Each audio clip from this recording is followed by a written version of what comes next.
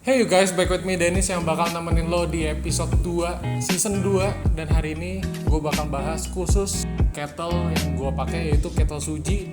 Nah di sini gue bakal ngasih tahu alasan kenapa gue milih kettle yang ada di depan gue ini.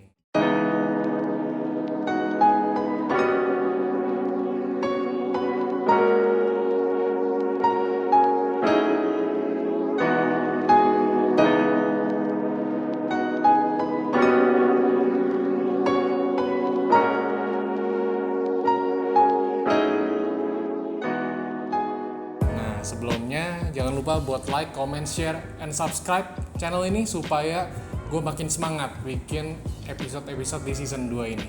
Pokoknya di season 2 ini bakal lebih ngebahas tentang mesin kopi, abis itu bahas soal biji kopi, dan pokoknya lebih detail daripada episode-episode sebelumnya gitu.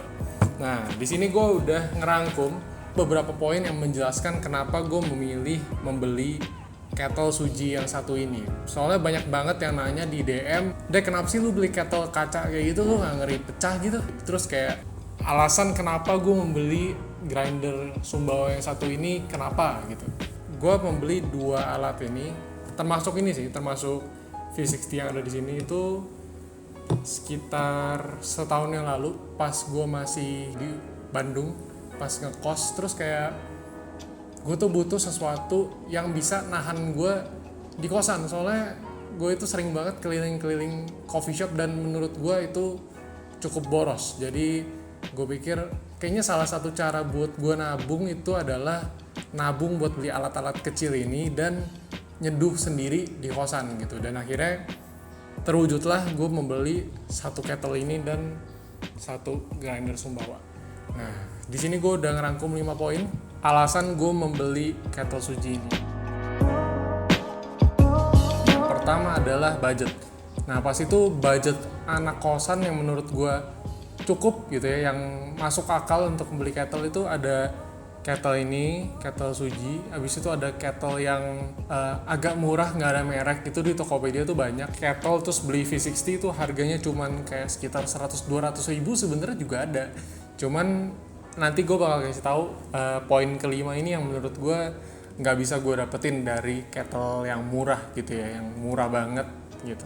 Ini harganya ada di range 400 sampai 500 ribu, gue lupa deh, nanti gue bakal kasih lihat gambar harganya di sini.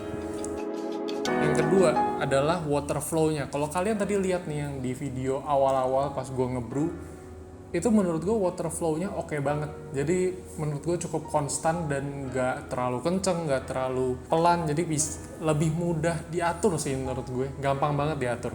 Kalau lo pengen yang lebih gampang banget diatur, sebenarnya ada lagi merek Brewista. Cuman harganya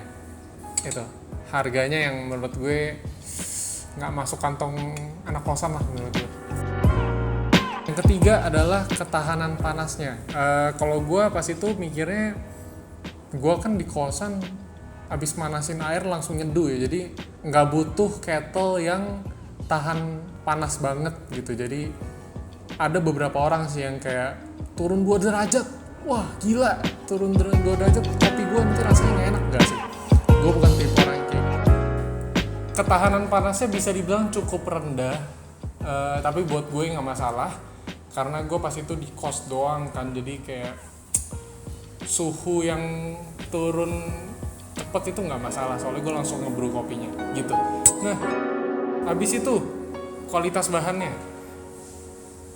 bisa dibilang kualitas bahan Suji itu udah bagus banget sih.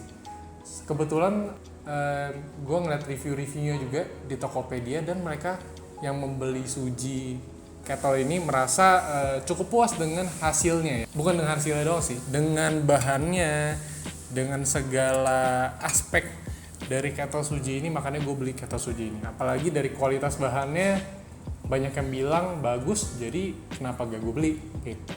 Walaupun emang kayaknya agak-agak rentan pecah ya karena bahannya kaca, cuman kalau misalkan lu ngejagain dengan baik-baik, take care dengan perhatian yang lebih gitu, udah kayak cewek ya. Pokoknya lo ngejaga kettle ini emang harus kayak cewek sih, harus kayak lemah lembut pegangnya, nggak bisa taruhnya tuh nggak bisa langsung kayak jebret kayak lu taruh Hario yang kettle besi itu nggak bisa. Lo harus agak pelan-pelan dikit sih biar nggak pecah. Itu mungkin tips and trick kalau misalnya lo pengen beli kettle Suji ini. Oke? Next, looks-nya. Menurut gue looks-nya itu seksi banget, terus estetik banget. Pasar utamanya sebenarnya sih estetik ini sih, karena gue banyak foto kopi gue biasa buat Instagram story, buat update. Jadi menurut gue nilai estetik dari kettle yang gue pengen itu penting. Yang akan gue beli ini penting gitu. Makanya gue beli kettle Suji ini gitu. Nah habis itu gak perlu listrik. Yes, lo nggak salah. Kalau misalkan lo beli kettle kayak Hario, terus beli Brewista, itu butuh listrik.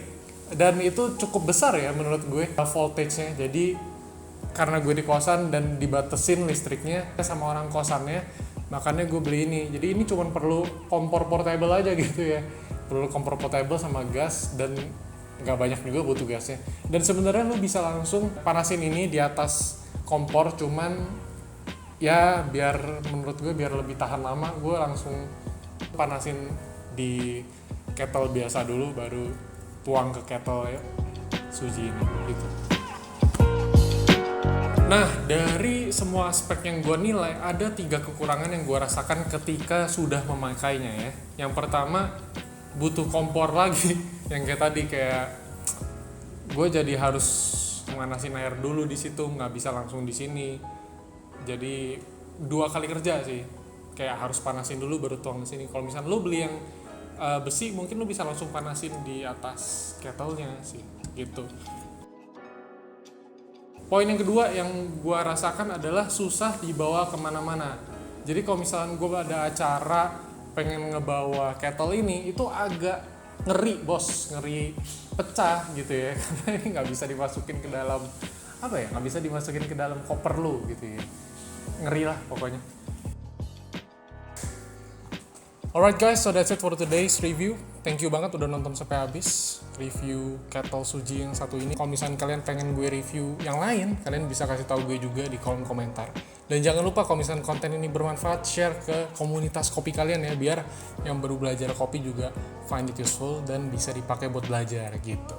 Dan kalau misalnya kalian butuh tanya-tanya soal mesin kopi, alat kopi, lu bisa langsung DM Instagram gue, nanti gue bakal tulis Instagram gue di kolom komentar. Jangan ragu buat tanya, langsung aja tanya. Oh iya, jangan lupa buat subscribe channel ini supaya channel ini bisa makin berkembang. And I'll see you guys in the next episode of Ngok. Peace out!